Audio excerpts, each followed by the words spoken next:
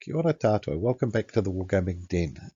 The game I have for you this time is Game 2 from Oamaru Onslaught that's just been held this weekend. Game 2 sees me taking on my friend Nigel's Kingdoms of Men army, which is a very cool army. I'll get some pictures shortly for you. The mission we're playing will be Dominate. And just a quick recap of my army. I've got 2 regiments of Night Stalkers, regiment of Huskars, 3 regiments of Mounted Sons, a regiment of Tundra Wolves, a Magus, a Lord, 2 Thanes on Frostfangs, and a Snow Troll Prime. So I've got 12 units and 22 or 24 unit strength. Can't quite remember now. And let's have a look at Nigel's army. He calls it the Samurai Deathsquad. Nigel came in at the last minute. I had forgotten to remind him about the weekend. He's got a disability. He's in a wheelchair, so it takes a bit of organising to get him to and from tournaments. So a bit of last minute ringing around, and he got 2 local gamers from Timaru, Ollie and Ollie, who were here to help him out and to act as his hands to move his troops around the table and stuff. He's got an awesome samurai themed army that was painted by another very talented painter from Timaru called Tony Rippon. There'll be some shots of his army throughout, but it's absolutely stunning. One of my favourite armies ever. And Nigel had this, he hasn't actually played in 2 years. He last played at our first Oamaru Onslaught, and he had taken this, he'd come up with this really cool samurai abyssal theme, and he had 2 units of succubi. And so when I said at the last minute, hey Nigel, there's still an opening if you want to play, he said, yep, as soon as I can get a couple of carers to give me a hand, it'll be all sorted. And he wanted to use the list he'd used last time pretty much, but there are no allies this time around, so he made a few last minute changes. He's not played, as I said, any games in 2 years, so he chucked in some rifles, and he chucked in some bows and maybe a couple of assassins or something to round out his list. But it was pretty cool, and he had a really good weekend. And actually, Nigel and I paired up. We kind of do a peers competition, 2 players from Christchurch, 2 from Oamaru, 2 from Dunedin. And being the central team, Nigel and I decided to join together for Team Nerf Herder. So basically all it is at the end of the weekend, the battle points are added up for each pair to see who gets to carry home the Oamaru Onslaught Shield, as team shield, and last year it went to Oamaru. Anyway, so that's his army. It's got 14 units and quite high unit strength as well. So and yeah, he's got 2 very cool Oni in there that you'll be seeing in the game. Most of the army, I think it's all 3D printed, and yeah, as I keep rabbiting on about, it is very, very awesome.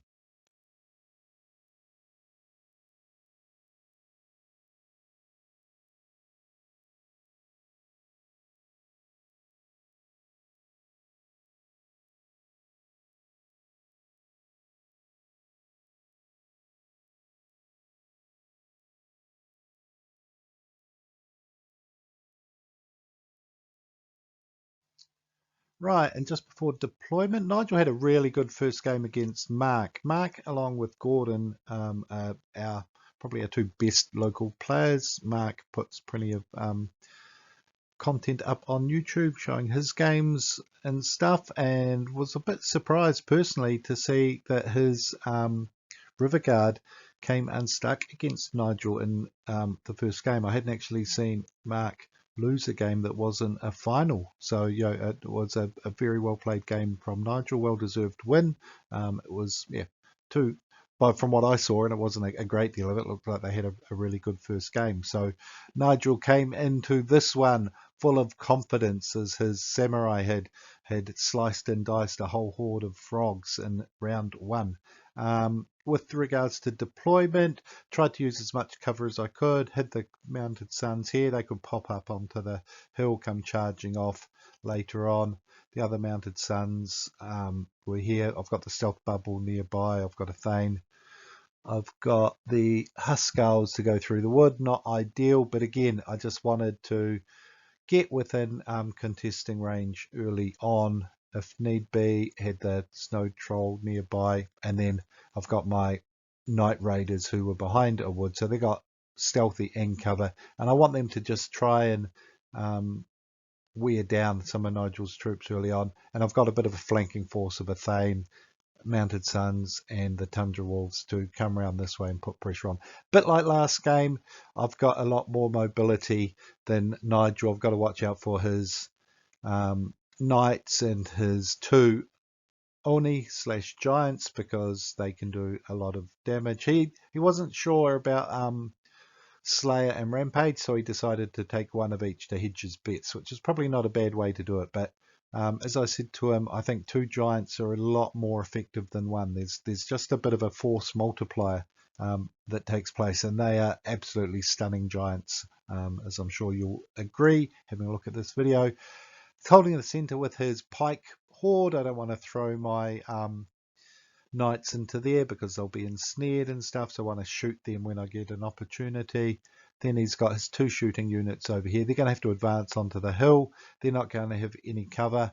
I chose sides, and I took the side to make it a bit harder for him in that regard. So they'll have to come out into the open, and I'm hoping that my Night Raiders will have the better of that matchup. And then he's got his 2 foot guard out wide. So a bit like the last game, quite a linear defense by Nigel, but the point in this one is to get in the middle. Scattered in amongst here, he's got his various heroes as well. He's got 5 or 6 of them, and I discovered those assassins are pretty damn good.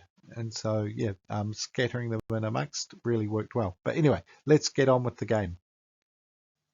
And sorry for the light. We had a really nice Saturday. Sunday turned absolutely crap weather-wise, and there's been snow in the passes and lots of roads closed and flooding further north and stuff. And even the road between Christchurch and Oamaru was closed tonight at Ashburton because there was big flooding a couple of years back in the bridge, and it's the main bridge linking the South Island got knocked out there, and they're a bit worried about it at present. So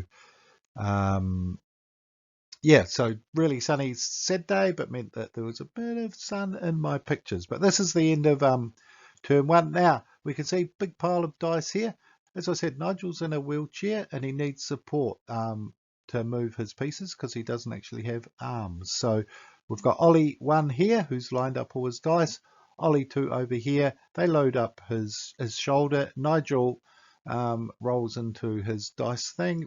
Hits probably 9 times out of 10, but we did discover in this match that 30 dice at one time on his shoulder is just getting a wee bit much, and about 5 of them ended up on the floor. But usually he's pretty damn accurate, and it's really impressive to see the way he rolls. And yeah, and having the 2 Ollies here just to move his pieces around over the weekend was awesome.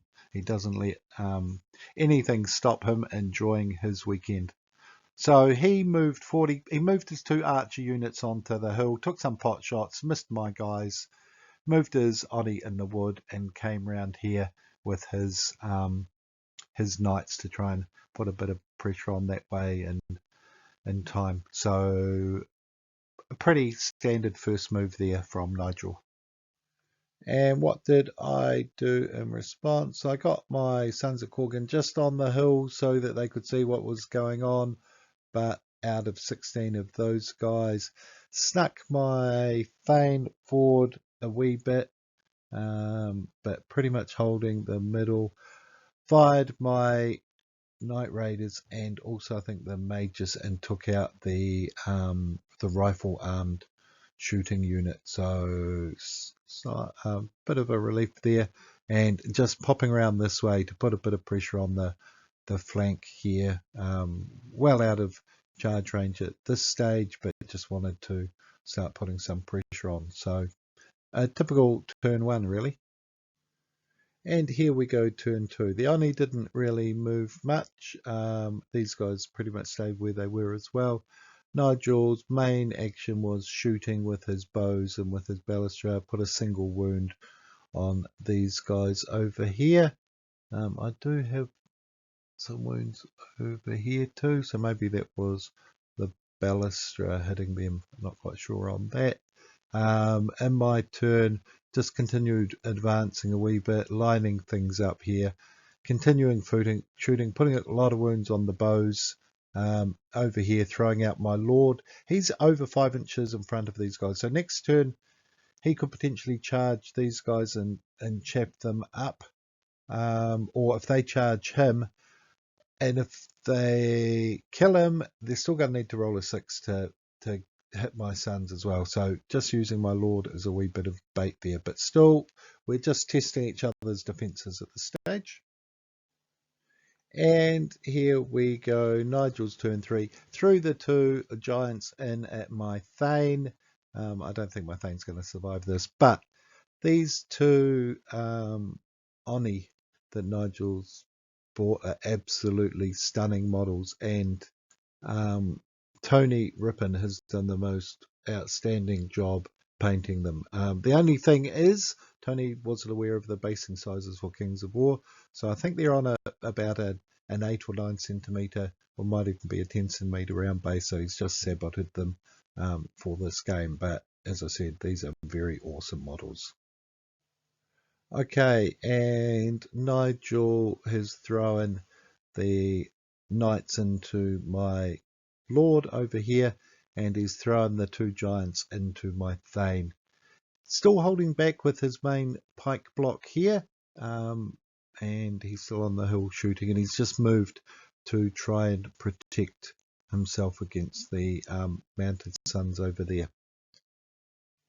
And this could be the end of his turn. So he's taken out my lord there, advanced, but not enough to hit my sons of Gorgon, so I'm going to probably do a counter charge there. This is the bit that was a real surprise. I didn't expect the Thane to survive those 2 giants, but somehow only got wavered. Now, Nigel did roll a couple of double ones at very inopportune times during this game. It wasn't there because I'm still fighting, but yeah, I'm not sure what happened. Looks like a bit of a whiff from the 2 giants.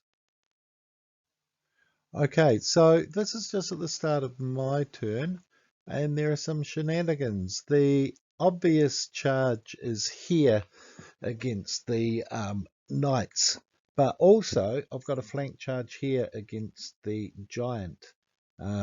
So I decide to double team with the 2 units there, but I had to do a bit of a sneaky charge to do it there. I think I left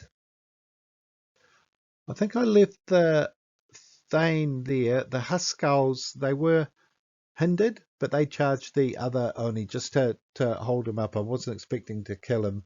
The Thane was wavered, so didn't move at all.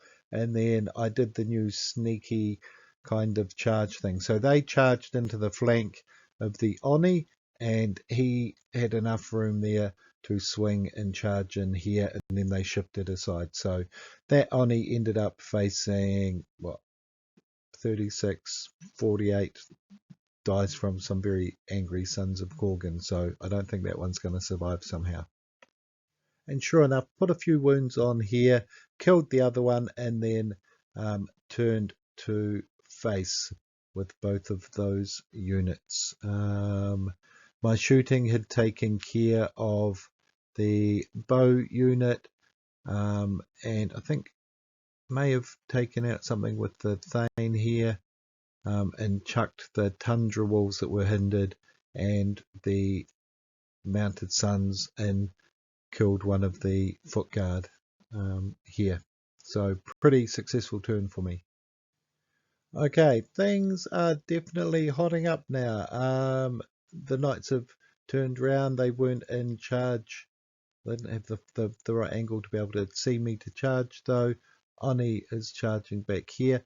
My magus has been wavered, and I think that may have come from the lightning bolt armed wizard on the hill, and maybe even with a bit of artillery support.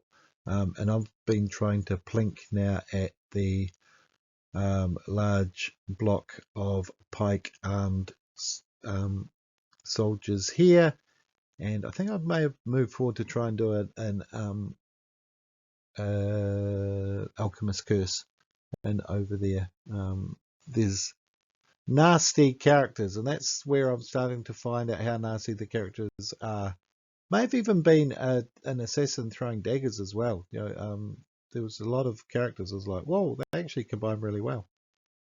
And things are looking under control for me now. The knights have been killed by my knights here, but this turn was just nuts because he wavered my Tundra Wolves, he wavered my Thane, he wavered my Alchemist, he wavered again my Thane on Frostfang here, and he also wavered these guys over here, which may have been from an assassin or something.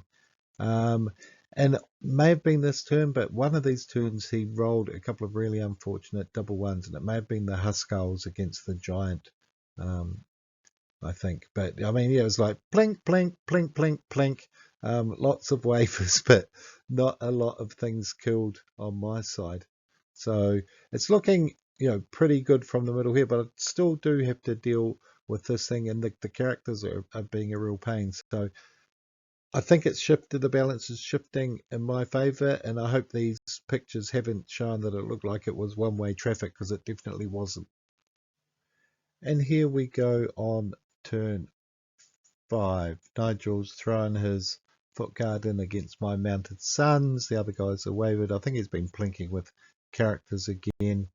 I've dealt with the regiments and just trying to avoid these blooming characters, and they're plinking away at my Tundra Wolves. My knights have gone this way. If I charge the war machine and take it out, that's fine, but it means I'm not actually going to be able to contest the objective. So what I end up doing on turn 6 is just going round and back into range. But as it turns out, I forgot that the wizard's probably not mighty, and so I could have possibly gone right in the middle through there. But Nigel ended up keeping these guys alive, so he had 4 unit strength there. I think my mounted sons were still alive here, which gave me 3, 4, 6, 8. I managed to get about 9 or 10 unit strength in overall. So the Varangur managed to take a second game. It kind of looks a bit one-sided when I look back through the pictures, but turns 3 and 4 could have gone either way in several of those combats. And there were a couple, as I said, a couple of critical double ones that really took the rug out from underneath Nigel. But it was a great game. Always have really good games against Nigel. We've been gaming for 20 odd years now, regularly, and I hope to get back up to Timaru, which is where I used to live, and get a few games of Kings and maybe some bolt action and stuff in the next wee while. So that was a really good game. But yeah, that leaves me with 2 wins so far, so very impressed.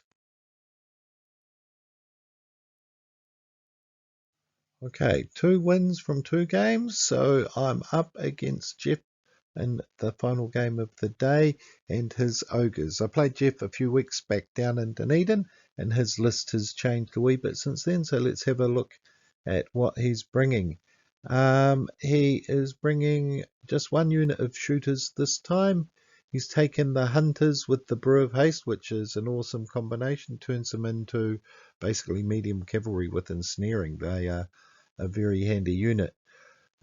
This is his other sneaky hard-hitting unit. He's got a horde of berserkers with whom he's given the Brew of Strength, so they've got crushing too. So they've got 30 attacks, dash 18, a lot of nerve, so they take a lot of stopping if they can get onto a flank. This is a bit of a surprise compared to what a lot of local players run with the Ogres, but he's decided to go with 2 warrior chariot regiments. That's that range, that speed of 8 gives them a 16-inch charge range, so makes them quite effective, and they definitely hit hard when they do hit. And backing them up, he's got a troop of boomer chariots that he's also given nimble to. They give the stealth aura out, so that's pretty handy and needed when you've got a small elite army like this one. Then he's got everybody's favourite, Manny the Mammoth, with the big deal, being able to chuck out 2 extra brutal to units around him each combat phase is pretty damn handy as well. And then 2 sergeants, and I just love the sergeants with heavy crossbows. That elite in the last rules up just really was a nice little tweak. That frustrating seeing them roll 1 or 2 or 3 ones has happened, I think, in our game, and then re-roll and get 5s and 6s. It's like, oh, not again. But they pack a punch with those heavy crossbows, so they're a really good choice. And then Nom Nom rounds out his army list. So it is tiny. It's probably the most elite army of the weekend. He has 10 units and 17 unit strength. Mission we're going to be playing is Control. This is probably the one mission I really don't want to see Ogres against me, because every unit in his army scores. So at the end of the game, when things are looking a bit tight, you just simply turn your Ogre character and march off into another quadrant, or whatever they're called, sector. So really hard stopping the Ogres sometimes on this mission, unless you kill all of the blighters. But anyway, let's have a look at deployment. Right, let's have a look at deployment. So in this game, you get 1 point for each of the 6 sectors that you control, but you get 2 points if you control the center sector on the opponent's half of the board. Jeff has gone for a bit of a classic here. We've got his berserkers out wide to kind of try and work this flank in conjunction with Manny. He's got a strong center with the chariots, and then he's got his hunters that are great at going through the difficult going with their pathfinder, a sergeant, and the shooters here. So you'll notice that my Night Raiders are lurking in terrain, and they've got a snow troll with them, and the magus. So really, he's able to dominate this area, because I really hate facing those crossbows. So I've deployed as a result of that. He's kind of forced me to deploy on this half.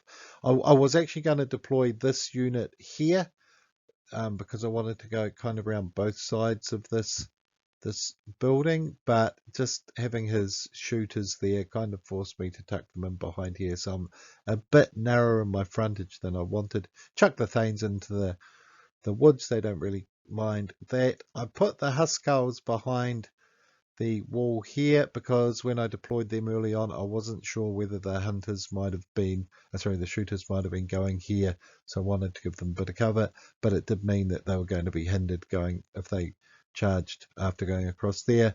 And I've got a bit of a flanking force to counter his flanking force with the Mounted Sons and the Tundra Wolves. So let's get on with game number 3. And here we have his Manny miniature, which I think is a GW figure, but absolutely awesome to be using as Manny. And I think this looks like he's got a berserker bully down here with a bit of a conversion to carry a crossbow as one of his sergeants.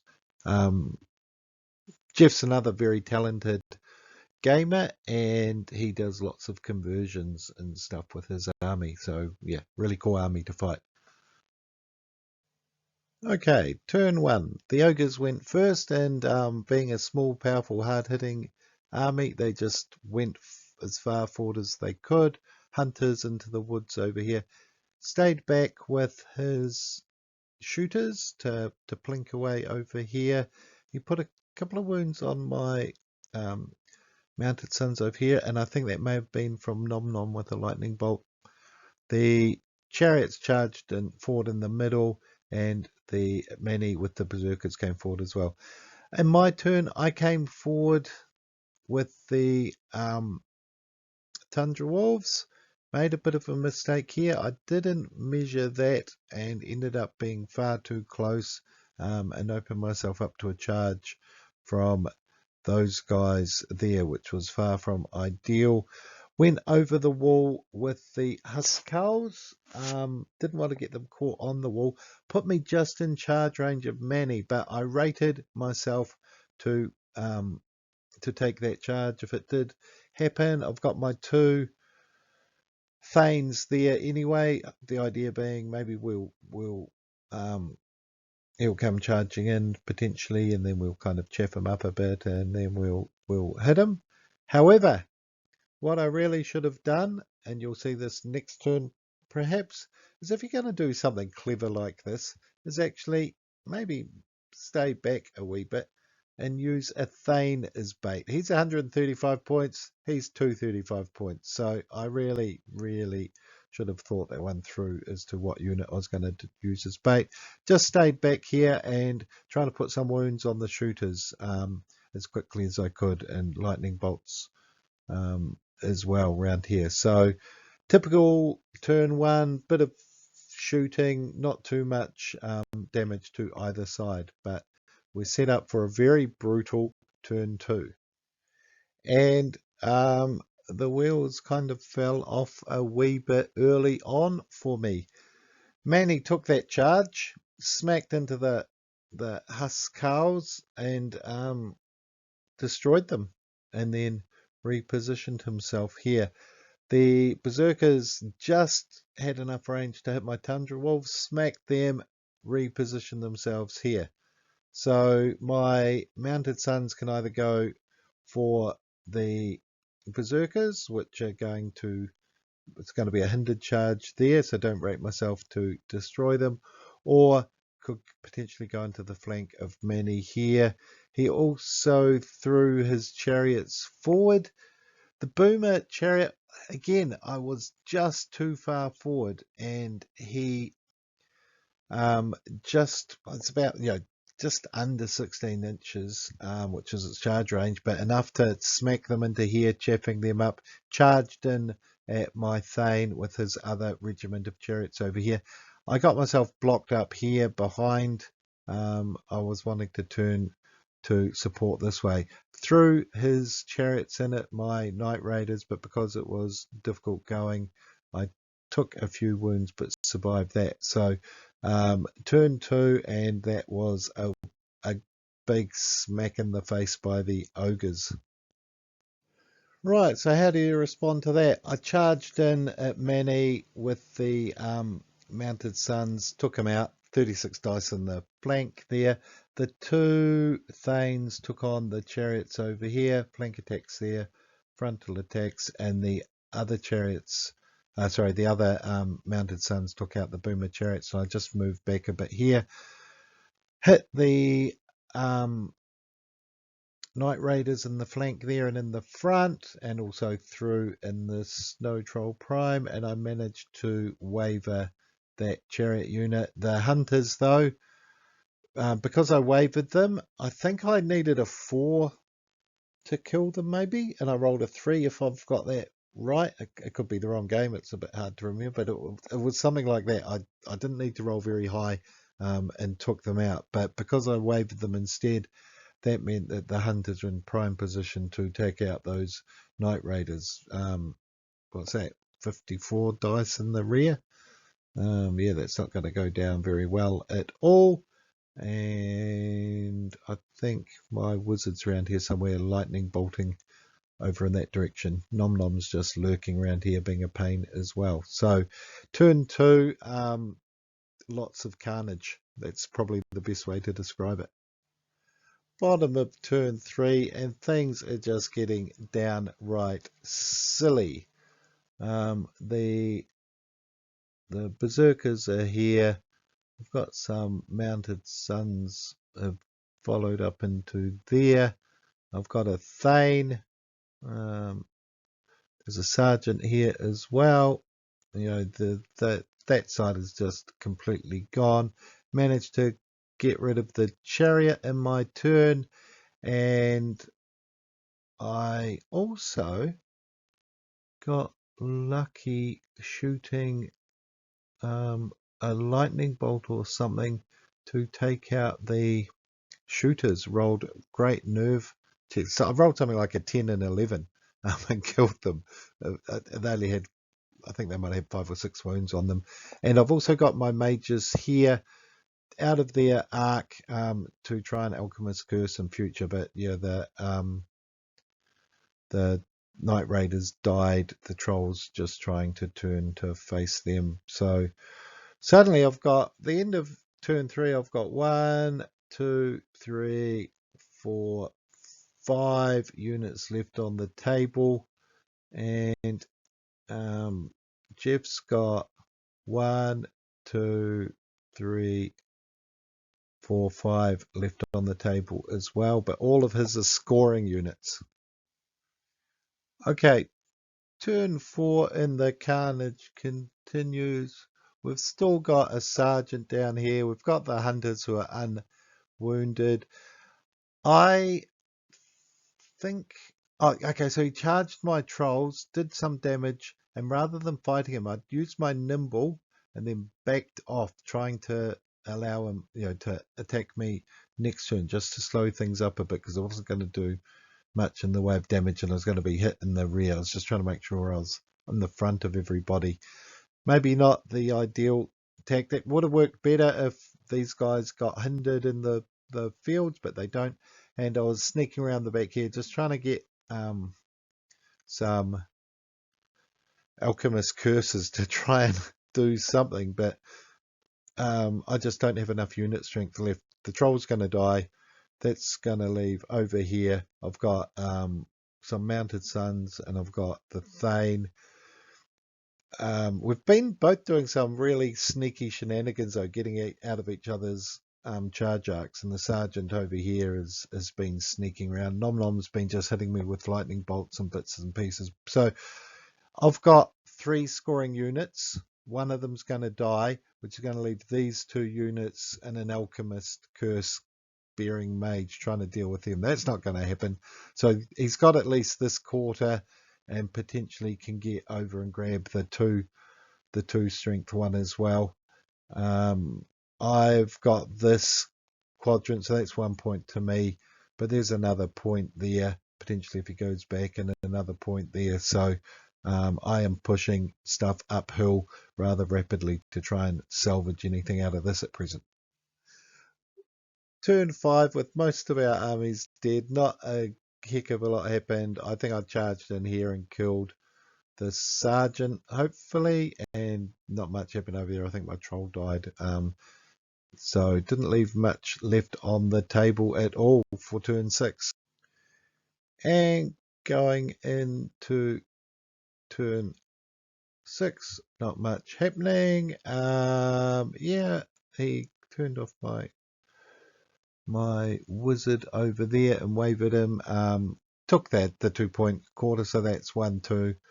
And then I think I may have killed, I killed the sergeant, which left me facing Nom Nom, and I had this quarter, but I couldn't get over there to a 2 point, so it ended up a 3-1 to the Ogres.